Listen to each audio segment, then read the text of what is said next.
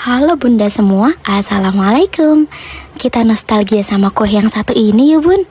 Bikinnya mudah, sat-sat, dan rasanya juga enak. Cocok untuk ide jualan atau isian snack box. Langsung kita buat. Masukkan semua bahan yang udah aku tulis di video.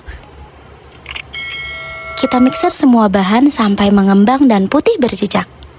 Tambahkan 1 saset susu kental manis, tepung terigu, dan baking powder. Mixer kembali semua bahan. Tambahkan santan dan minyak sayur. Kita aduk-aduk pakai spatula ya bun. Ambil sedikit adonan.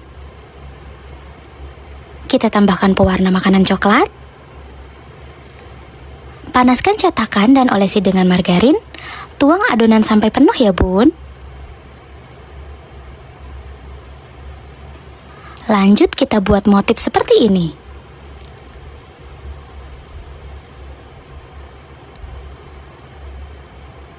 Kita panggang selama 5 menit dengan api yang kecil. Untuk ide jualan atau isian snack box, boleh dibungkus dengan plastik OPP seperti ini.